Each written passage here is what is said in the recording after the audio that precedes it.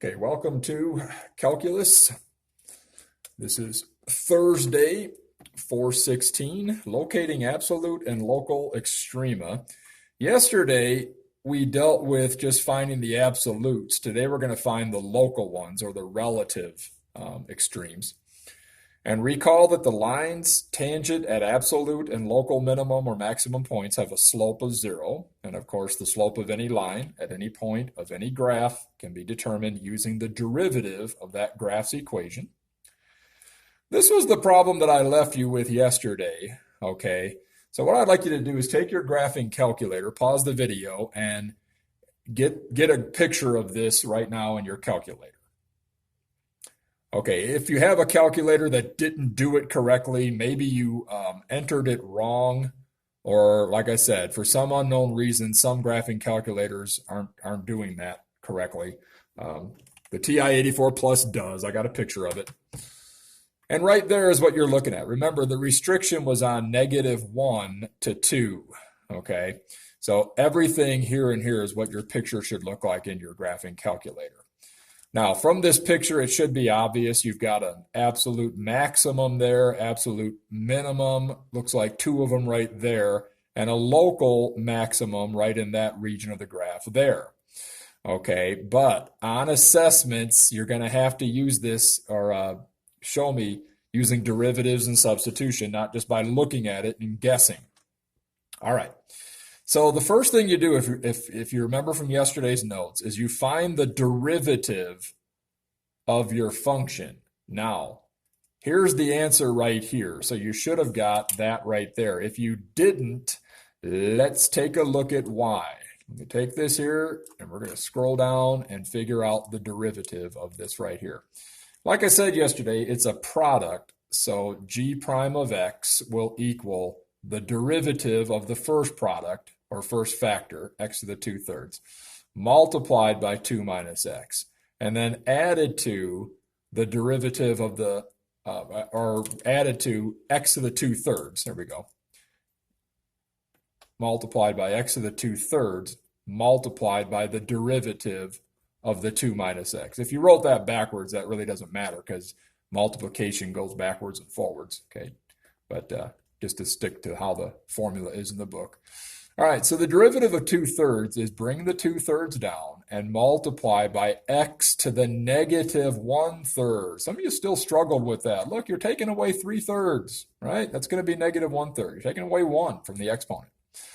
And realize that's all over 1, okay? It's a fraction, so times it by 2 minus x, which is also something over 1. And it's added to x to the 2/3 times -1. Derivative of 2 is 0. Derivative of -x is -1. So now what we have is this. G prime of x equals 2/3 times 1 over x to the +1/3. All right, if you're watching this, and of course, if you're watching this, on your last test, some of you had negative exponents, okay? Always make your exponents positive, okay? So I bring it to the bottom to make it positive. And then this is still times by 2 minus x over 1. I'm going to put a parenthesis still because I'm going to be distributing. Now, this is really, I'm going to say, instead of saying plus, I'm just going to say minus x to the 2/3 because you're timesing it by -1, so adding a negative makes it minus. All right, let's look at what we've got here.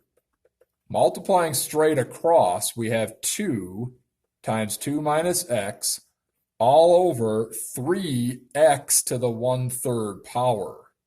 And then minus x to the 2/3 power all over 1. I need a common denominator. Hint, hint, on assessments, you always put it into one big fraction. Don't leave them separate. So I'm going to times this by 3x to the 1/3 over 3x to the 1/3, a fraction of 1, which will give me a common denominator. So we've got our derivative now saying 2 times 2 minus x. Sorry. Let's go ahead and just distribute that. Let's make it say 4 minus 2x. Could have did that earlier, but it's okay. 3x to the 1/3. Okay, now get this.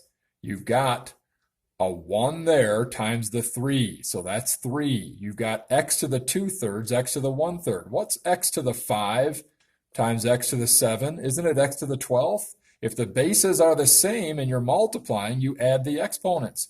The bases are the same. What's 2/3 plus 1/3? 1.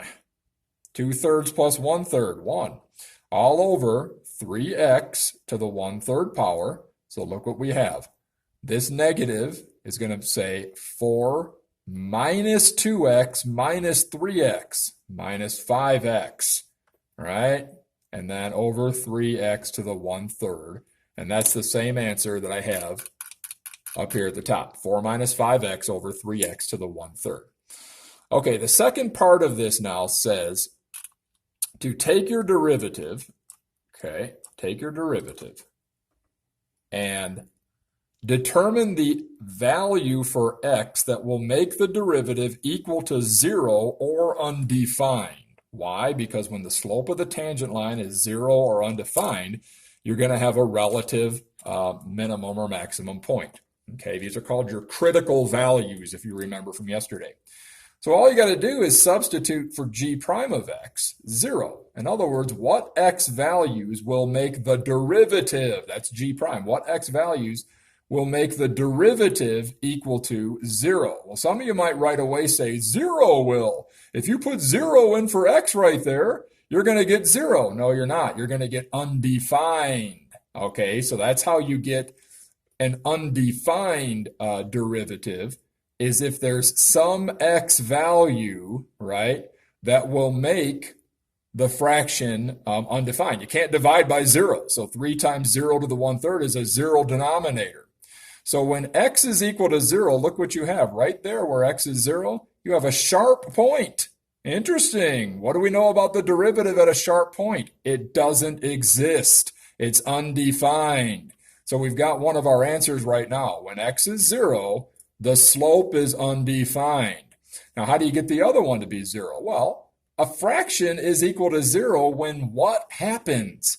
When the numerator is equal to 0. Okay? What's 0 divided by 8? Well, you can't divide by 0. I'm not dividing by 0. I'm dividing by 8. 0 divided by 8 is 0. 0 divided by 162 is 0. So as long as my numerator, 4x minus 5, is equal to 0, the whole thing's going to be 0. So what do? Well, you can subtract 4 from both sides and get negative 4, and then negative 5x, divide by negative 5, and there's another answer. When x is equal to 0.8, right? Negative 4 divided by negative 5 is 0.8, okay? You will get a 0 slope. Now, look at this for a minute. A 0 slope. Right there is about 0.8. A little bit off, but you get the idea, 0.8. And what's going to happen at 0.8? Oh, you're going to get a nice flat line, a 0 slope, a line that's tangent that's 0 at 0.8. Okay, now, almost done. Evaluate the endpoints of the graph itself. Now, the endpoints are always on the interval, -1 to 2 in this case. So if I put 2 into the equation, I will find out what that point is, right? Okay. If I put in -1 into the equation, I will find out what that point is right there. And then also, let's see, when x is -1, when it's 0, when it's 0.2, and the x values that make the derivative 0 or undefined, okay? All right, the 0 one made a 0 denominator. I shouldn't have that on there as an endpoint. Okay, the endpoints are just the -1 to 2. So my mistake on that. I'll fix that for next year's class. But okay, so you're evaluating -1 into the original equation. You're evaluating 2 because those are the endpoints, and then you're evaluating the 0 and the 0.8 that you found from the derivative. Okay, all right, so putting those numbers into your calculator. Okay, I'm not going to do it for you because I think you guys are smart enough to put -1 to the 2/3 power times 2 minus -1 into your calculator and get the output, 0, 0.8, and 2. So pause the video and get that right now. Welcome back, okay? And again, these are candidates for the Extrema. So you should have got 3, 0, 0 there, 1.03, and 0. Okay, so as stated, these 4 points are candidates for the absolute extrema. Which of these points represent the absolute maximum on the graph? Well, obviously way up there. So 1, -1, 3, we figured out is our absolute maximum point. This here and that here are tied because the y value is 0 in both cases. When x is 2 and when x is 0, the outputs are both 0. So these two serve as absolute minimum points. Okay.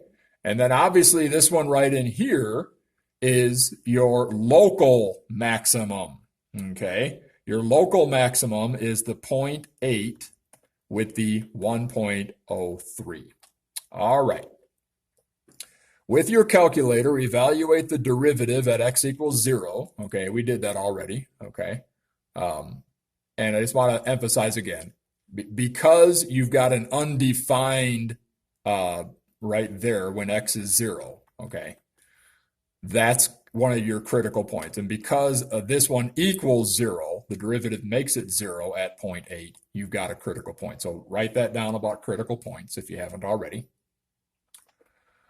And lastly, try this problem on your own. A stone is launched vertically upward from a bridge 80 feet. Stop. That means there's a point right there on the bridge, okay, at 0, 80, okay? So if this thing extended down, this is representing the x-axis, the level of the water is representing the x-axis, okay? And then right here would represent your y-axis or your h or your f of t. Okay, so you could say t and f of t. There we go, instead of x and y. Let's see. Its height above the ground, t seconds after the launch, is given by this function. So it's making a parabola. It's to the second power. And what do you think that represents? That's your interval, right? Between 0 and 5. It's even equal to 0 and 5, okay? So when does it reach its maximum height? It's reaching a maximum height right there. How could you find that? Well, we just showed you how. Do the derivative. Set the derivative equal to 0. When does it reach its lowest height? Obviously, its lowest height is going to be right there. Well, what is that point right there? It's the end point. So evaluate the end point. All right. Okay, I'll let you pause the video and figure that out. Welcome back. I'm not going to work at all. Your absolute minimum point should have been 50. Your absolute maximum, 2 and 144. Now, just a little trivia here. Even though that's the highest point, it's still local to that area. So the absolute maximum can also be referred to as a relative or local maximum. Sometimes they can double up if they're serving as both, because again, it's just relative to that area. Versus something that's shooting up like that and ending on a point, that's just an absolute maximum. That's not a relative maximum. Okay, try these problems and make it a great night.